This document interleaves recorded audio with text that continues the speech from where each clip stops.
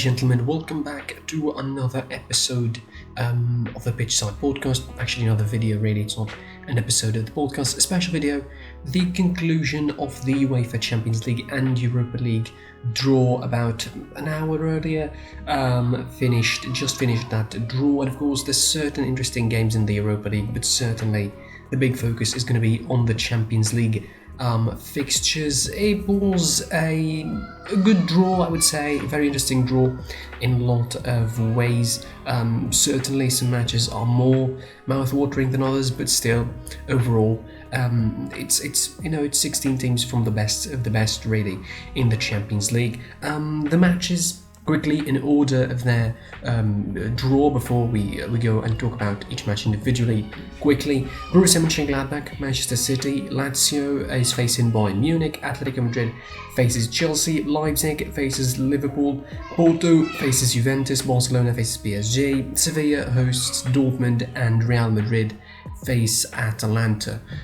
Quickly, for each match, for Borussia Mönchengladbach, Manchester City, I think it's going to be fascinating really to see if Manchester City will bottle it earlier than the quarterfinals really against Borussia Mönchengladbach. Who knows by February what's going to happen really. Borussia Mönchengladbach finished the group stage on a whimper, and bad form against Real Madrid, bad game overall, losing 2-0. A group they could have easily topped, that they could have avoided facing Manchester City in the round of 16, but that's what happens really when you don't perform against Real Madrid.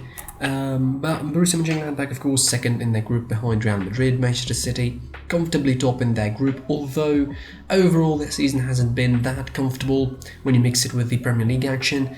I cannot judge. I mean, I'm not going to be judging any of these matches this early, 2 months ahead of the schedule, but we'll just see how things are going to pan out for Manchester City in the rest of the season. So far, there's going to be matches coming thick and fast between now and February. There's going to be FA Cup matches, Carabao Cup matches. We'll see how things are going to be panning out for Guardiola. For Borussia Mönchengladbach, they're not that good in the Bundesliga. They missed an opportunity to top the group in the Champions League. They could have easily spared themselves the trouble of facing a big side like Manchester City before the quarter-final and for an advanced round in the competition. They could have given themselves a head start in that group, but they missed out on the opportunity. Lazio versus Bayern Munich, on paper, this game is done and dusted, but also you never know. I mean, this is 70-30, I think it goes Bayern's way, and that is just based on pure squad advantage, squad superiority, I would say. Bayern Munich is still lacking some players. Kimmich just returned to training today. Goretzka is injured. Maybe the severity of the injuries is going to be determined. How many matches are going to be missing? Still Tolisso on the shelf. I think by February all the squad are going to be complete probably, and Bayern Munich would be in full force. Maybe Bayern Munich will lose Alaba to a transfer window in the winter. As I said, 70-30 for Bayern. Again, early for judgment. Football is weird, you don't know what is going to happen, but I'm assuming this game probably is as easy as it could get for Bayern in the round of 16. Atletico Madrid faces Chelsea. Atletico Madrid sparing themselves of trouble in the group stages, pulling it out really from the group stage roughly against Salzburg in the last game, facing a Chelsea side that is overall doing a great season, top in their group in the Champions League, still in the top conversation in the Premier League. They're really doing well at the moment. The last match against Everton notwithstanding really, but overall they're having a decent season. 50-50, I think. There's chances for both teams to qualify through. It's going to be a hard game for both sides, probably for Frank Lampard more, because I reckon he never dealt with a game like this. He's never dealt with a manager like Simeone. Probably this is going to be the most, contrast sort of style game in this round of 16 between Atletico Madrid and Chelsea, with Chelsea having all the offensive power and Atletico Madrid all about defending well and being compact and being really well closed down. Leipzig-Liverpool, interesting game. Jurgen Klopp returns to Germany, but not against Dortmund. At least not yet for the moment. Maybe that'll happen in the quarterfinal if they get through. Very interesting game between his side and Julian Nagelsmann, RB Leipzig, who are incredible, really incredible. Julian Nagelsmann is now a proven manager at this point, and anything beyond the round of 16 this season is going to be just amazing. From a Leipzig point of view, they're doing well in the Bundesliga, the strongest defence of the Bundesliga, and they're going to be facing a Liverpool side that is not hitting on all cylinders. They are really less than last season, admittedly, not hitting on all cylinders, really. Injuries ravaging their side, and they still need some sort of momentum to get them going in this season. They had some hiccups in the Champions League, hiccups in the Premier League as well lately, drawing against Fulham in a game they should have won, really, on paper, but they dropped 2 points. For Leipzig, again, they're doing well in the Bundesliga. We'll see what happens for them against Jurgen Klopp's man. Porto face Juventus. Tricky game for Juventus. Who knows what could happen, really. They slipped against Olympique Lyonnais when nobody expected that to happen last season, so we'll see what's going to happen with Ronaldo this season. I think Cristiano is very eager to try and win it with Juventus and make it 3 teams out of 3 in terms of winning the Champions League. He won it with Manchester once, with Real Madrid 4 times, of course, and he's looking for the 6th one with Juventus. We'll see what's going to happen there.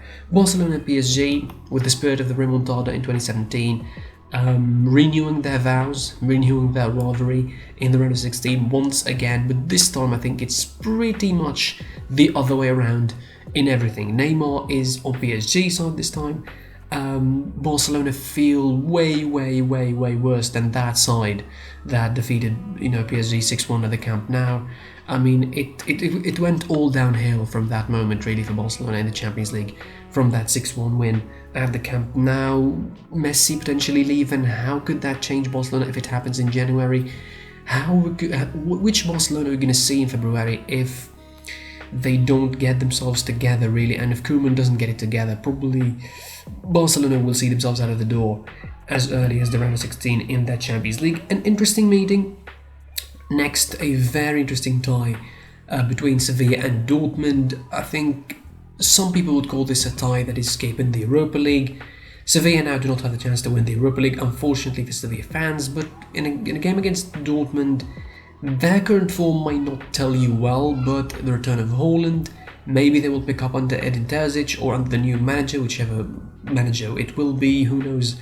Maybe they will pick up a little bit of steam heading into the round of 16, who knows what is going to happen, but they certainly need to turn it around. If we judge them by the current form, I don't think Dortmund are going to get through. Probably Sevilla will just edge them. Even Sevilla themselves are not that balanced in La Liga. In the Champions League, their campaign wasn't exactly perfect. They had a lot of difficulties against Krasnodar and Rennes, coming second to Chelsea in a group where everybody expected them to top it, really, after their performances last season. 50-50, just like Atletico versus Chelsea. I think this game is 50-50 between Dortmund and Sevilla, but we'll see. Again, this is too early to judge. Finally, Real Madrid versus Atalanta, and speaking of Atalanta, by the way, they look, from the latest news, that they are a house on fire. Papu Gomez had a big spat with Gasperini from All the Resources, and Gasperini threatened to really resign after the game against Midland, but somehow he reversed his decision, and Gomez was not starting in the game against Fiorentina on the weekend in Serie A, so who knows what is going to happen in the Atalanta house. Goodness me, that is bad news for a side that everybody seems to be, supporting, and a side that seems to be growing in everybody's hearts in the last couple of seasons. Everybody loves Atalanta at the moment. They're facing a Real Madrid side that turned things around in the last week, but again, surprises could happen. Real Madrid could still bottle this. We could still see them dip in form just around that time of the round of 16. They don't want to make it 3 exits from the same round for the third year in a row. They don't want that, really. That is going to be horrible for Zidane. It's going to make him feel really bad, especially after the effort that he poured this week to get them out of the group stage and into that round of 16. It's going to feel horribly bad if he doesn't manage a win against Atalanta. I would give this a 70-30, just like the Bayern-Lazio game, in favour of Real Madrid, but only if they keep the momentum going. until the round of 16, until February. Maybe that judgment is going to change really depending on how the season goes for both sides. Maybe it will be even 80-20, 90-10 in favour of Real Madrid. Maybe it will, swing the other way around depending on how the season's going to go and the form and the injuries and all that situation. Overall, that was my reaction to the Champions League draw. Again, the Europa League, there is some highlight matches, especially for the English side. Manchester United are going to be facing Real Sociedad. That's a tricky one for Ole Gunnar Solskjaer. Benfica hosting Arsenal, a tricky one for Arsenal, who are in a bad situation at the moment. Napoli, Granada, Young Boys faces Bayern Leverkusen. There's some certainly interesting ones to watch in the Europa League. AC Milan versus Red Star Belgrade. Some decent encounters really to look forward in the round of 32. Certainly that competition gets interesting from that round going onward.